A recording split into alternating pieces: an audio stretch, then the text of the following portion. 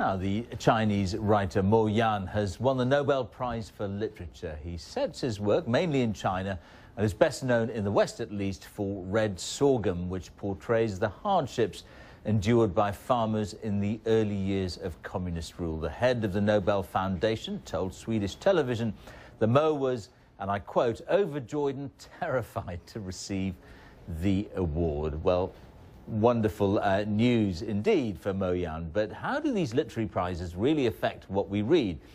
Most people probably don't even have copies of last year's Nobel winner, Thomas Tranströmer's book on their shelves. But 50 Shades of Grey, which was originally self-published as an e-book, has gone on to become the top-selling book in the world.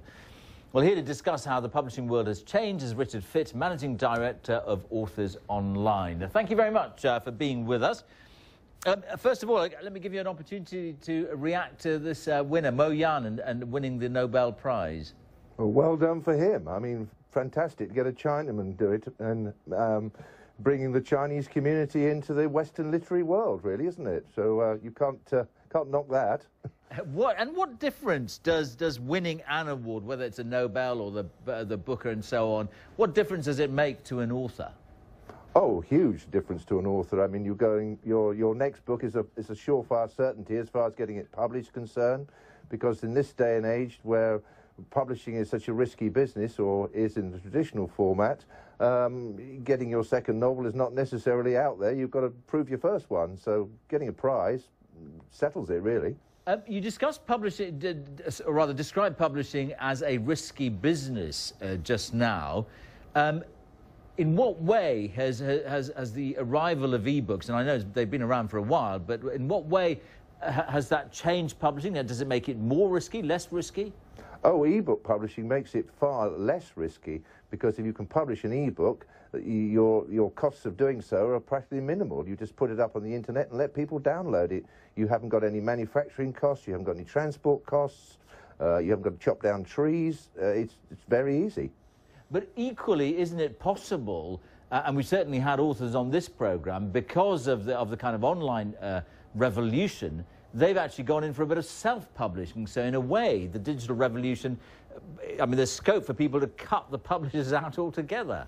Oh, absolutely. That is going to happen more and more and more. I mean, the publishers are going to have to think of new and better ways to publicise themselves, really, which I think is going to come through things like interactive books or multimedia, which the ordinary person in the street who can publish a book on Kindle for nothing, wouldn't have the access to be able to do. I mean, but if you can get a book...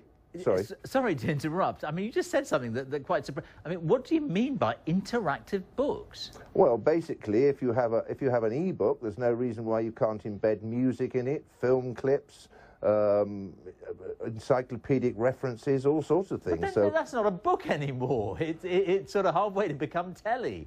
Well, in a word, yes, that's exactly where it's all going to go in the end. Do you really think that? I mean, aren't there some people who just want? I mean, surely the reason we read a book rather than watch telly is to allow our imaginations to kind of run riot, to make up in our own minds what we think a person looks like, rather than having some little pop-up tell us what the character looks like or sounds like. Oh, absolutely, I agree with you, and that's where, of course, the traditional publisher is going to lose out enormously, because anybody who's written a book now can just simply approach Apple or Amazon and put it up there, and away they go. And if it sells, it sells. Their biggest problem, of course, is publicity, which is the one thing the major publishers have an advantage of. OK, Richard Fitt, we're going to leave it there. Thank you very much for your time. Thank you. My pleasure.